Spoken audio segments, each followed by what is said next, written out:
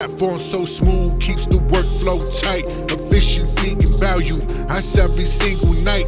Risk profiles, they got 'em, man, it's no joke. North America's the stage and they never choke. Metrics on point, updated without fail. Chameleon carriers, they're on the trail.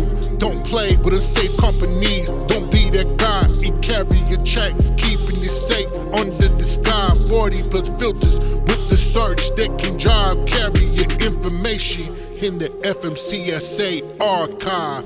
Find your carrier with precision and needs. Location, equipment feeds. They got the keys. FTL shipper leads. They're right there for you. Real-time authorities, what they do. Crazy, breezy, ultimates. The dashboards away. Freedom from low boards. They got it every day. eCarrierChecks, the architect leading the way.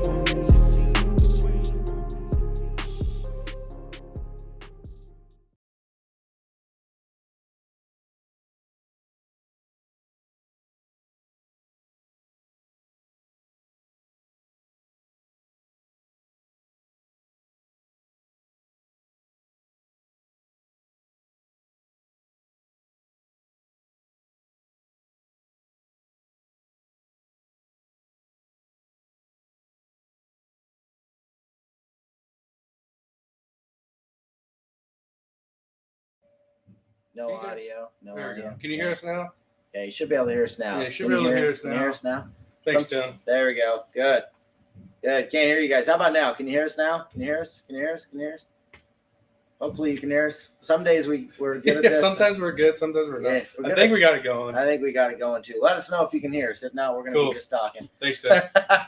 I love it. I love it. Back to the week. Back to the week. Been? You know, we've gotten a lot of people, and it's just a continued streak of how do we get more clients? How do we land our first client?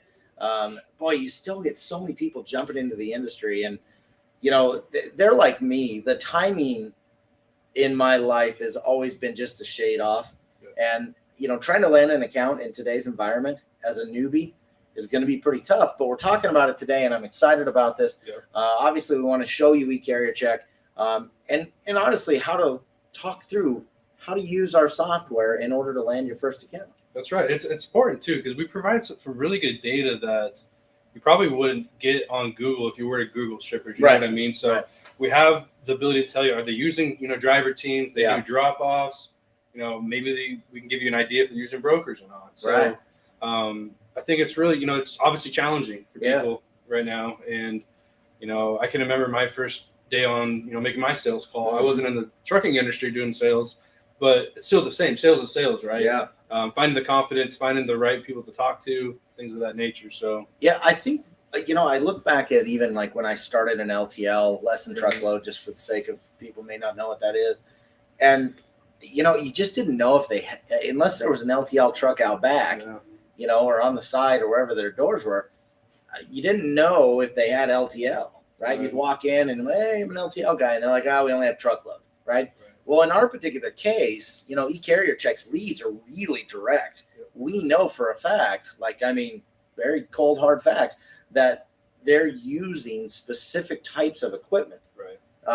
And I think that's, getting a name, that's really important.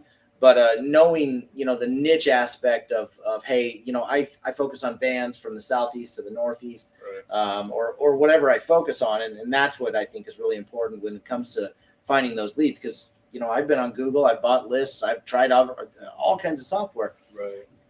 I want more direct leads, and I want to know who's working with freight brokers, who's working with carriers, and I want to find those, those people. So we're going to give you the concrete data, kind of the insights, right? But I think people, in my opinion, I've seen a couple of people on LinkedIn, we talked about Parker yesterday, how he got to where he was, listening to sales, audio or reading books, always educating yourself. If you're not where you want to be in sales, how do you get better, right? You practice, record yourself, send it to us, right? But yeah, there's things that you should be doing to kind of get to where you need to be. Yeah. And then throw all this together. I think mesh it together, make your calls, do your thing. Yourself. I definitely think, and as we get into the site, I'll talk more about this, but I think it's important that you take an engineered approach to your sales calls right now. I know you may not be engineers. I'm not an engineer, but here's what I do is I at least evaluate every aspect of a call. I evaluate not only did the flow of the conversation go well, but then I evaluate what do I do next? When am I calling those people back? You know, and all those aspects. So we're going to talk through a little bit more of that, but let's take a look at the site because this is, you know, one of those things where I think it's really important that you find a niche and you start to kind of focus on it. Right. So, yeah, no, most definitely. So obviously we're going to talk shippers, right? Yep. You know, this is our shipper tab here. You can see we have brokers, carriers, right? But we're going to stick under our shipper tab here. And you'll see for those that are new, you know, welcome, of course, but it's kind of cool how we set this up. Pretty basic. Yeah. You know, if you're looking for specific types of shippers that are maybe just using reefer carriers, you know, maybe you have reefer relationships. Yeah. Well, let's stick to that industry, right? Yeah. Pretty Absolutely. simple. Click that button, add a location. So we can run a couple searches. Yeah. Let's got anything on the top of your head here I can run for you? Absolutely. And for everyone on, you know, feel free to you know, ask your sales questions. Yeah. We're here to help you. We want to see you grow. And so if there's anything that we can help with there. But I think let's take a look at like reefers and let's do Memphis. Okay. You know, it's easy to spell. I appreciate that. Yeah, exactly. Exactly. And, you know, honestly, this is why they built the way they did is so they can, right. I'm not a good speller either here. So walk us through this, Nate, because we're obviously looking at, you know, shippers that either have been in or out of this area. Yep. So let's take a look at what's going on here. Yeah. Well, of course, we have our filters, right? Our lovely filters kind of help you just kind of make this list a little bit more meaningful for you. Mm. But yeah, here's our list of shippers. You'll see their names. Very important to kind of be looking into like what's on their name, right? Because you may already know this company, or maybe, you know, you've seen a name somewhere. You know, pay attention to the names. We'll show you, you know, low volume, mid or medium size, high volume, mega, things like that. But what I love how is we're going to show you pictures of like trailers, right? What type of carriers are these shippers, you know, utilizing? But the question of the day is, are these guys using freight brokers? Right. Interesting question, honestly. You know, our ultimate goal by the end of this video is to give you enough direction where you can go and start making calls off our site and potentially land an account because we gave you just at least enough direction through the hallways of prospecting to do that. And that was our goal when we built this. We have a hiring index that you can sort by. Right. We have a map that we can sort by. And so that gives you the ability to look up size, name, hiring index. You can alphabetize it. You know, for me and for the people that are watching that is saying, hey, how do I get my first account? You know, let's focus on low volume shippers. You know, let's focus on kind of cutting your teeth with people that may not have the same expectations of like a high volume or a large or a mega, right?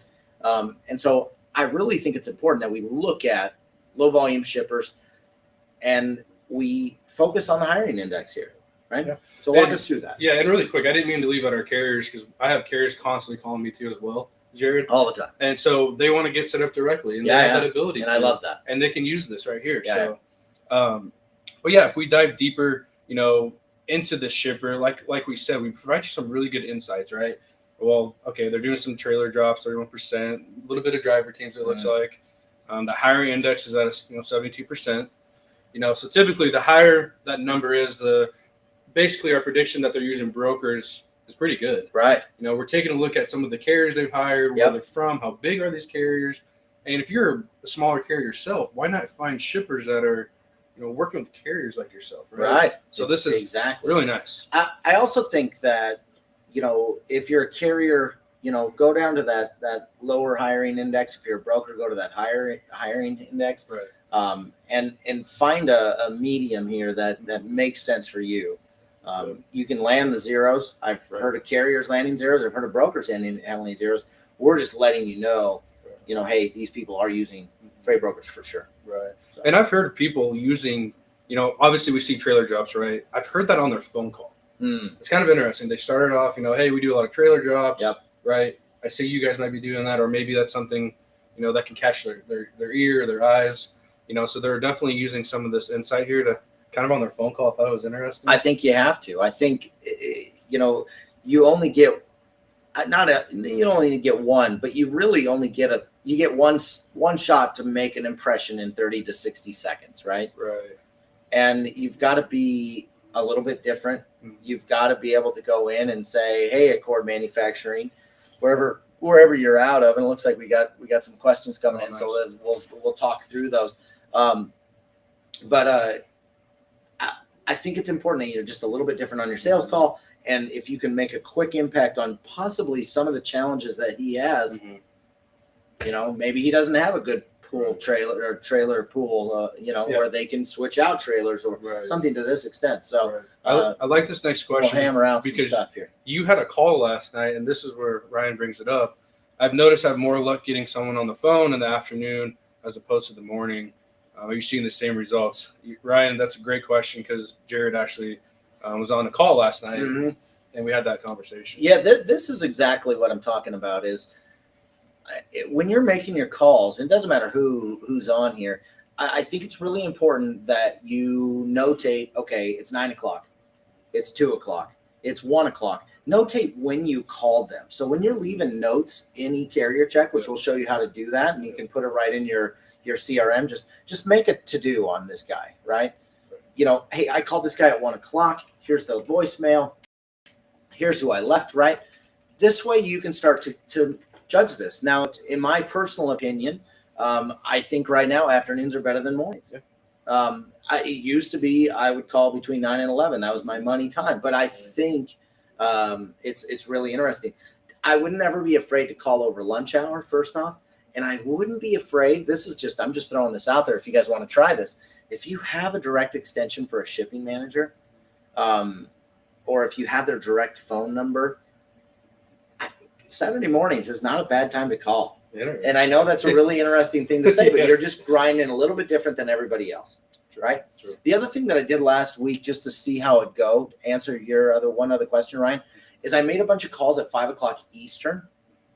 And I was calling East Coast companies. And what happened with this situation, and I loved this, by the way, is I got like an after hours guy, and he told me directly who I needed to talk to. And I was like, okay, well, do I need to call her extension or anything? Or, can you give me her email? Nighttime help is willing to share. Really? I'm just saying. Yeah. So I was able to get direct contacts. In fact, this is awesome. It was a Tuesday. I called 15 people after 5 o'clock. It was between 5 and 6. Of course, they're not in. Right. Night answered. Of those 15 people, I got 7 emails and phone numbers to the direct contact. Wow. The next morning, I was able to call all 7 with that freight broker. No kidding. We got in with all 7 of those people because we knew their phone numbers directly and who to talk to. Wow. It's phenomenal. Okay. It's phenomenal. So something to kick around, but measure when you're calling these people. I'll get off that tangent. Let's go to the next one here. I love that question.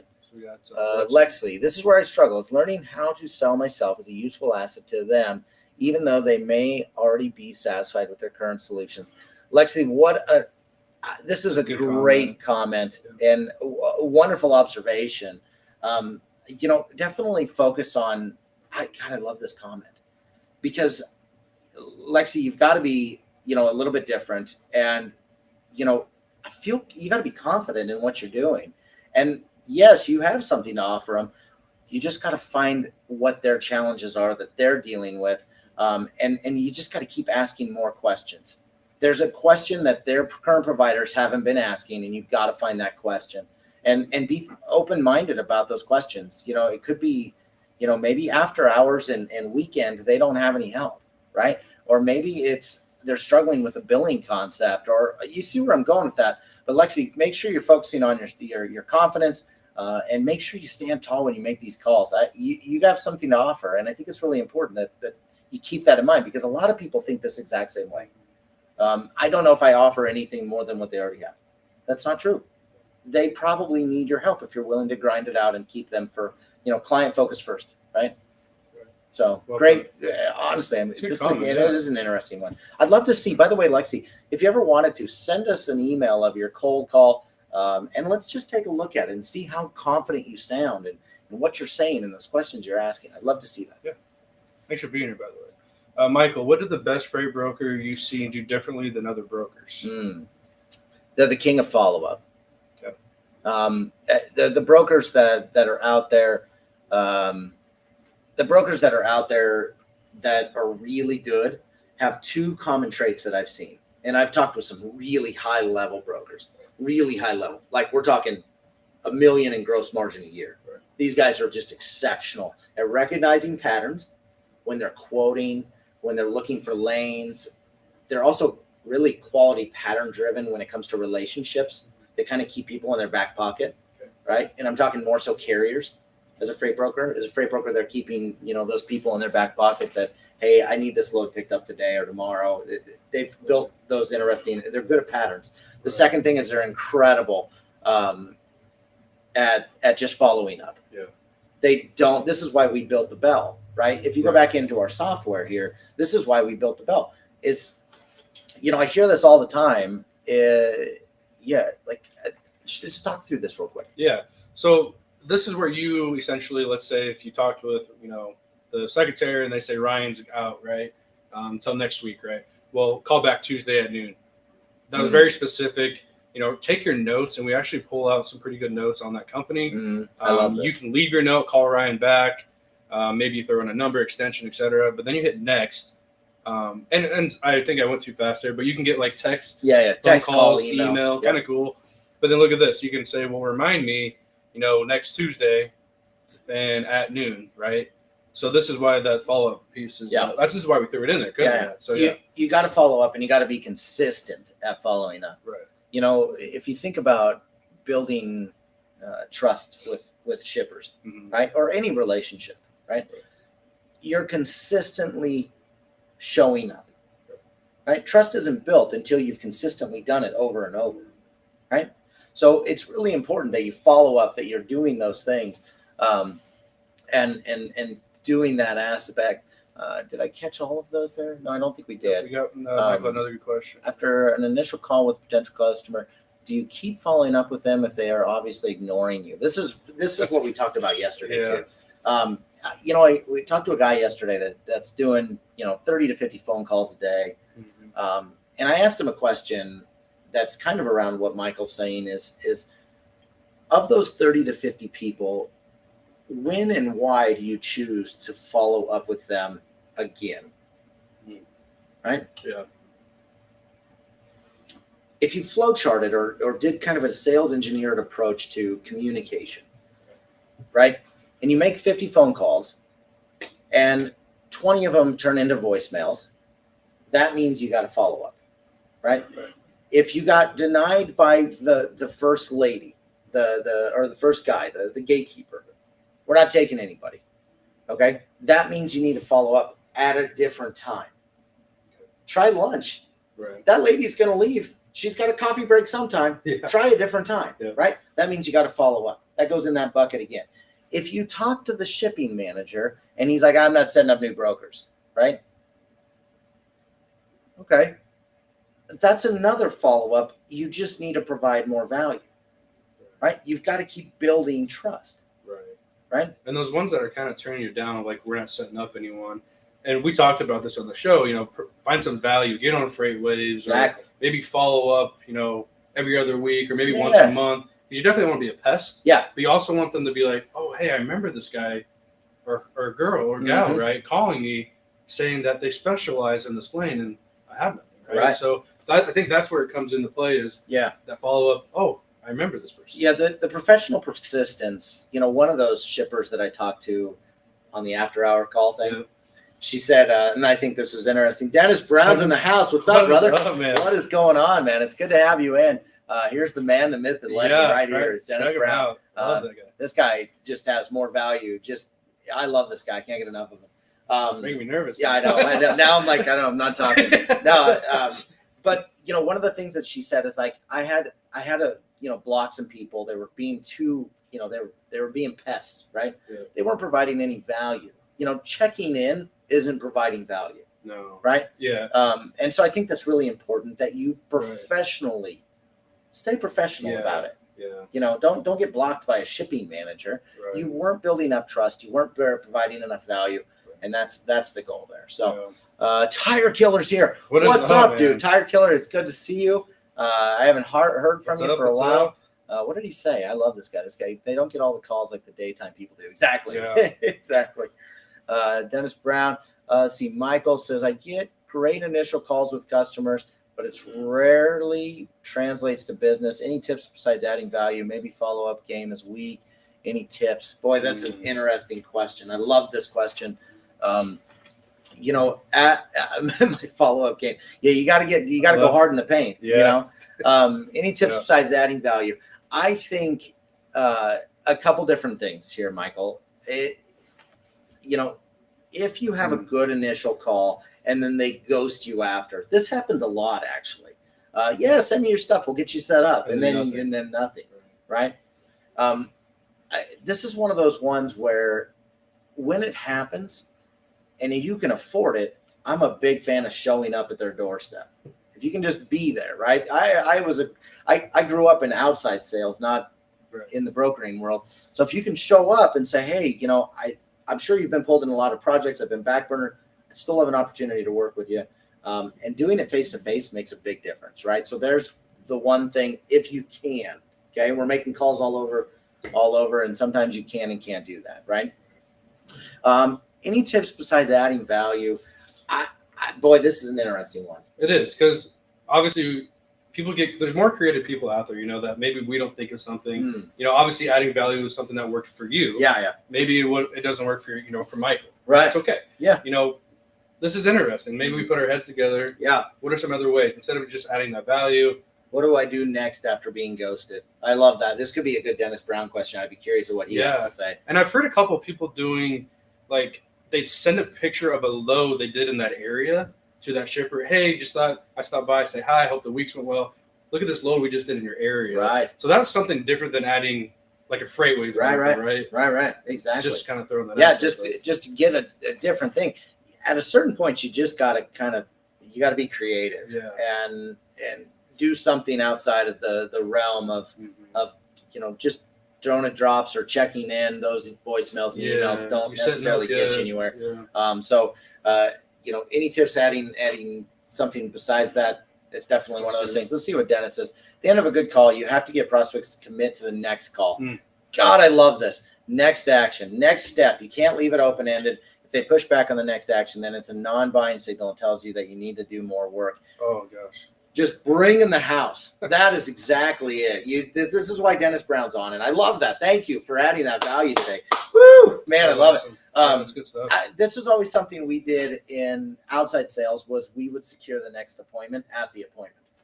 And I was a big fan of going, hey, I got my calendar here. And this is when I had BlackBerry, just to date myself. There's gray in this. It's okay. And I would be like, hey, I got my calendar here. When would be a good time I can follow up or set up a time with your accounting department to make sure I'm getting set up properly. Right. And then we would set appointments to manage either setup process or, those things. So I love that Dennis brought this up because you kind of hit it on the head. Yeah. If you go back to our earlier videos, I was watching some of them last week and you mentioned this and we probably didn't touch on it enough. And so I'm glad Dennis said that. But you always say have an action item, right? Action items. That refers back to that. So absolutely. I did too. This just helps so much. Yeah, exactly. You need to schedule next call before you hang up on the current call. Yeah, absolutely. Yeah, I'm a big fan of that. Okay, here we go. If an active customer quit using you as a broker, is it because you lost the customer or another broker stole that customer? Did you drop the ball? Ooh, that's a good question. What did he just say? Let me get back here. So sorry, the thing. If an active customer quit using you as a broker, is it because you lost the customer or another broker stole the customer? Did you drop the ball? Well, you're going to know if you drop the ball most of the time. Usually because we're service oriented, did your guy show up when you said he was going to? Right. Did you bill it in a timely manner? There's some things that you could do that you would know exactly if you dropped the ball or not, right? I'm a big fan of, especially like there's two different kinds of customers. There's the transactional guy that throws it out to 20 brokers. Then there's the relationship one. Okay. Right. I'm not sure which account this is, if it's the transactional one or if it's the relationship one. If it's a transactional customer, they're going to be using every broker and carrier in the world. And those guys, the way you add more value is you're setting up quarterly meetings and saying, hey, here's what I saw for my on-time pickups, my on-time deliveries. Here was the mix of carriers we used. I also billed you in all of my loads within 30 days or 15 days or whatever the requirements were. I would also give them a grade and let them know, hey, I want you to know your average days to pay right now are 34 days, right? Wow. You know, That's and so, level. yeah, so this is the kind of customers constant conversation you should be having with customers. When they become transactional, sometimes it almost becomes like a marriage that essentially you didn't take the time to continue to date. Does that make sense? Yeah. And you just took each other for granted, and you almost forget how to have a conversation with each other, right? So I think it's really important when you get a good transactional loadless shippers. Oh my gosh, it's crap, isn't it? It's terrible, but a lot of people live in that world. And you know, when it's a relationship one, you can go directly to them and say, hey, you know, I haven't seen anything from you. The relationship ones are really definitely a different type of an account, right? So, yeah, well put. Yeah, good questions. Holy cow, this is awesome. Yeah, they're bringing the house today. Holy buckets. Right. So a few things. We'll jump back to our shipper data, but obviously keep the questions coming and keep bringing the house. Yeah, but, you know, we have many ways of searching on our site. So for those of you that have a niche or maybe you're not sure where to start, you know, stay in your niche. We can help you, whether it's commodity, trailer, lanes, whatever, right? But if you're just getting into this industry, like, where does someone start? Is it, you know, flatbed, van, reefer? Is it a commodity? You know, this is kind of something I get over the phone constantly. Like, I don't know where to begin. You know, personally, you know, I would educate yourself in some of the easier freight to move: dry vans, reefers, flatbeds, and I'd probably stick more in the dry van space, just so that you're not getting exposed to potentially a reefer disaster. There's some crazy stories out there about you know, produce and things like that. Now, if you want to move some nursery stuff in a reefer, it's not as bad as a load of strawberries. I'll tell you that, right? You know, and from the flatbed side, so those are where I would probably stick. Even like a hot shot trailer, those 40-foot gooseneck guys, you know, that's a good place to be in, right? If you're just getting your feet wet and you're saying, okay, I really need to go out and do that. Dry vans obviously are really, really saturated with people, and they're all trying to cut their teeth in that world as well. So you're going to have to educate yourself and get in there and do that. Keep the good work, guys. Got to roll. Jared, keep me up after we're past due on a call. Yeah, heck yeah, man. I like how he always puts beers in there. I really would like to have a beer with this guy. Same. Not that I'm saying I'm ready to drink, but you know, it's one of the stay out open deck. That's my game. I love Tire Killer. You kill me. You're so good. I wonder where he's at. Are you in Illinois right now? I bet he is. No, it's Friday. He's back home. He's back home. That's my guess. So let's do this, because obviously the name of the show today is how to land your first shipment. If I'm a new broker, getting on eCarrierCheck, and I'm going to start with the vans. Yeah, I recommend it. Okay. What is my next step? I pull up my list of leads. What should I be looking at? What should I go to? Things of that nature to prepare me for this call. Right. I think a couple things that's really important is, well, he's in Alabama. What are you doing in Alabama? He's never in Alabama. Really interesting that he's in Alabama. Heading back home. Got it. Okay, so a couple things that I just want to hit on here is when I'm selecting my prospect, okay,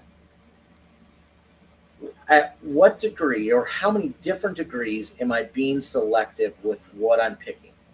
I'll give you an example. If I want to relate to somebody really quick, ooh, I like hot loads, you get paid more. Nice job. If I want to relate to somebody, I'm going to pick somebody that's closer to me. Okay. Because I want to go, hey, shipper, you know, this is Jared over in Nebraska, and I know you're in Colorado, right? There's a sense of closeness when I'm close to them. Okay. Does that make sense? Yep. So if I'm from, say, Memphis, I'm looking in Memphis. I'm going to, you know, keep it close. In my opinion, you want something that relates to you and them very quickly. Okay. And that's just a little strategy of trying to start to build trust. Right. They know where I live. They know where I'm from. They've probably felt the same weather. They may be cheering for the same teams. It depends, it depends on the situation. But you see where I'm going with that. There's some relatable things, right? If I'm calling some cat in Canada, I don't have really much to relate to. Exactly. To start off. First shipper, I want to find somebody close, okay? Then I'm going to sort it by size.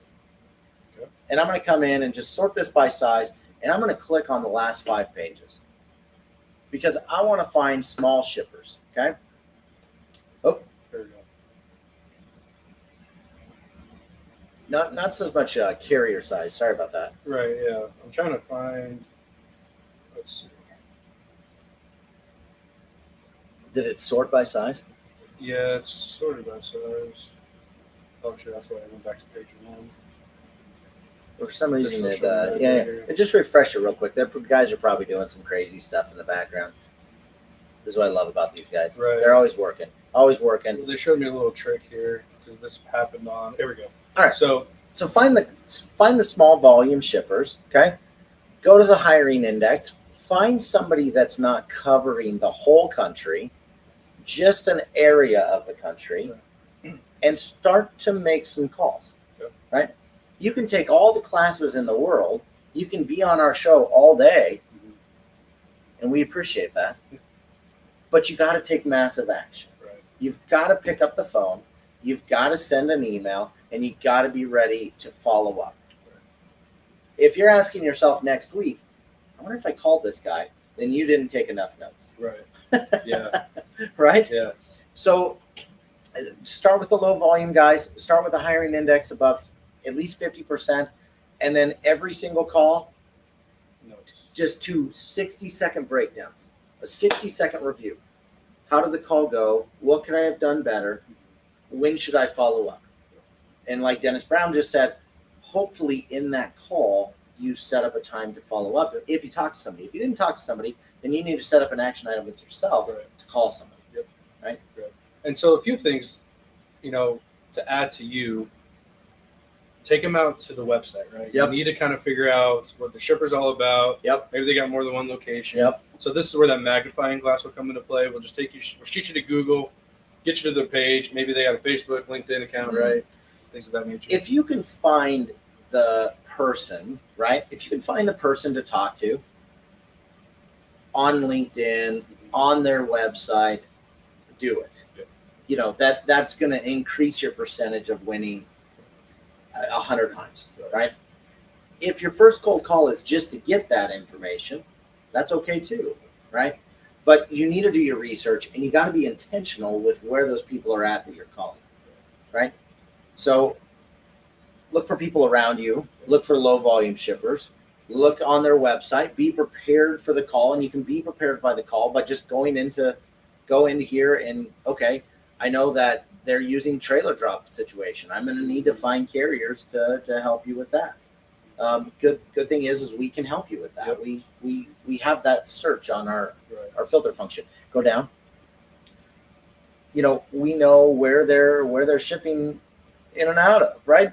And then a little too much coffee here. And then go down a little bit further, and you can see who's actually even hauling for them, right? And we don't have that on, so we'll just leave that off there. It must have flipped off. But what will happen is we'll show you those carriers that they've used. You can see how big those carriers are, where they're from, and that really plays a lot into the higher index as well. Right. So those are going to be the first 3 things. Find and identify 10 people today that you want to call, okay? Then here's how we're going to flip the switch, okay? So today you're doing research. You're going to find 10 to 50 people that you can call today. Okay? I don't want you to call them today, though. I want you to be in investigation mode, and I want you to sit here and figure out who you're calling, what their phone numbers are, what their emails are. I want you to know everything about them, but don't overanalyze this. Get a good list.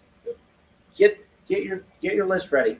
And then Monday, you're going to take a walk around the block. You're going to do some jump roping. You're going to make sure your mind is ready and sharp and ready to go. Whether that's in the afternoon or in the morning, I prefer in the afternoons. Do some jump roping or something. Get your mind ready, and you got to make these calls. And you got to be sharp as a tack, and you got to be clearly focused. Get off your phone. unless you're on your phone. But don't be sorting through Facebook while you're friggin' trying to do cold calls. Right. Stay laser focused. And you're a big fan when you used a broker making calls. You like to walk around the room, right? Get on the phone, walk around the room. Emotion comes from motion. That's what I was trying to think of. And getting yourself in that mindset, that I'm a big fan of it, right? So let's come back to some calls here. What is the reason you see freight brokers fail in this industry? Michael, that's an interesting question. To be honest with you, and the short answer is usually cash flow management. However, they may not be as driven as some others, right? If I see people fail, they didn't have as much drive as maybe somebody else did. Right. And so, cash flow is number one. Usually in my mind, they're going to fail because they just didn't have the drive to keep going, right? So, and you always talk about that why. Keep that why. Why are you doing this? Why are you making this move? Why are you coming to this industry? Right. Why should I make 50 calls a day, right? Or send 50 hooks, right? Yeah, exactly. Right. Exactly. Beauty, Jewel, Ann, what's up? It's good to have you on. Can you give ways to start conversations once you get the person on the phone? That's this is honestly, we should do this. We should have a show about this exact question. I'm a big fan of, I never fail. I just find things I don't want to do anymore. That's probably one of the better. I love that. Boy, I tell you what, in trucking and logistics, if you don't have that mindset, that agility, that flexibility to kind of understand the waves of business, it can definitely be that. Here's something else that I would recommend is, can you give ways to start conversations once you get the person on the phone? I think we should have a show about this. That's good. And I'm going to hit on a couple just real quick. Yep. When you build your list, you've got your 50 people here, okay?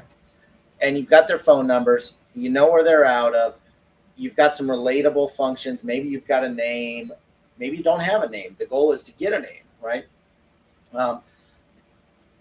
If they get on the phone, you need to have 5 questions ready, okay?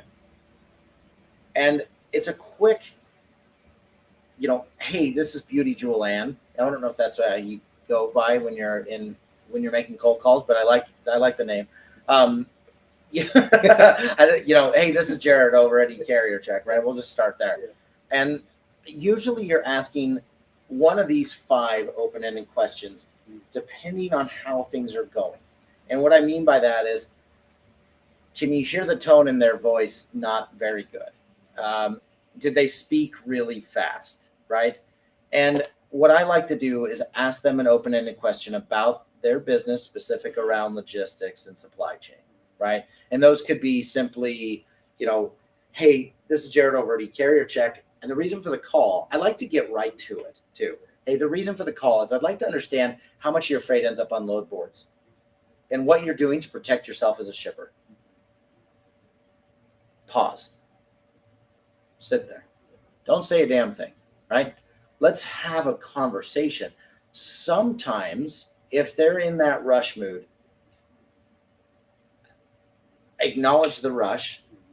Hey, I completely understand you're busy. What I'd like to do is see if there's 10 minutes at a point in your schedule this week or next where we could sit down and talk about logistics and how you find carriers, how you get, how some of your challenges with logistics, and see if there could be a fit between our companies, right? That's another one, right? It depends if they're talking fast. If they get on the phone, they seem like they're pretty relaxed.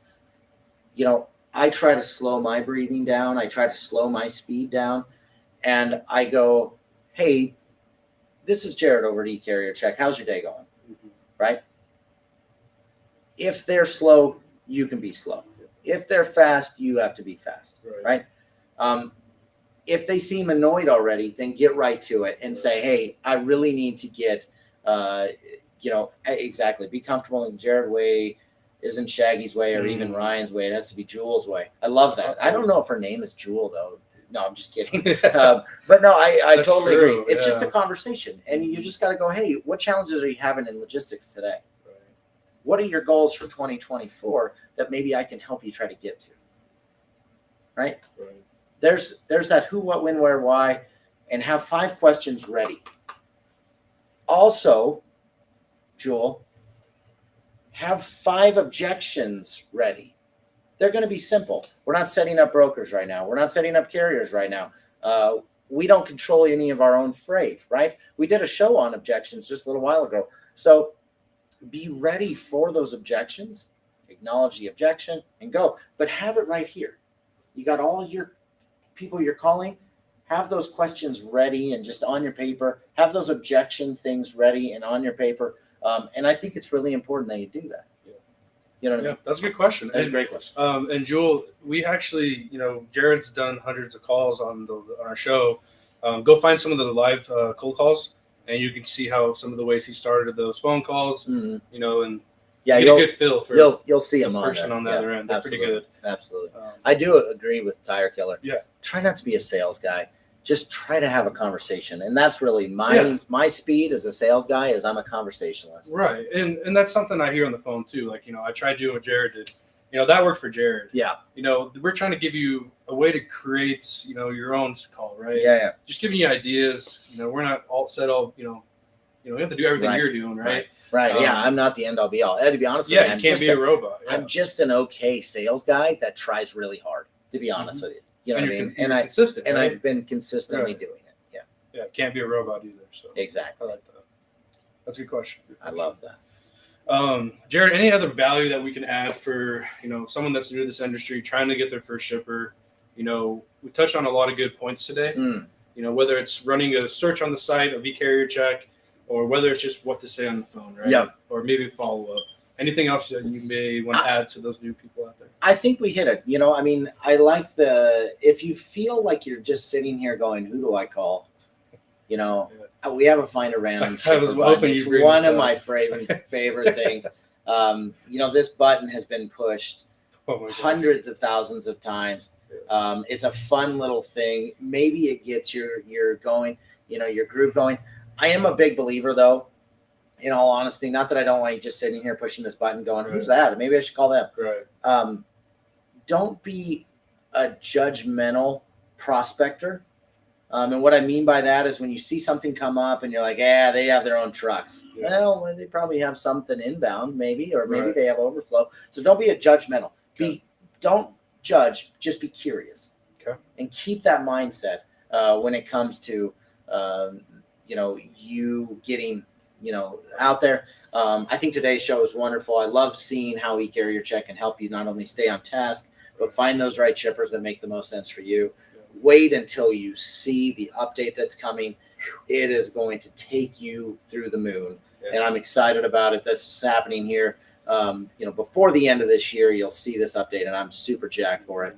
But these are all great questions. Just keep grinding, keep working, keep tweaking that knob just a little bit. I remember back in the day, I'd sit in my dad's garage and we'd listen to Husker radio, and I was the kid that messed up the radio. And I just moved the knob just enough that it went to that crazy radio noise that used to happen. This is like you're judging me here. But just keep tweaking that knob until you find the right station that works for you. You just got to keep tweaking that knob. Yeah, you always say since day one, you might be 10 degrees off, right? So, yeah, Tire Killer, be safe, man. Have a good weekend. Always good to hear from you. Stand confident. Those people that are out there that you just need to have more confidence, we'll get some more calls in.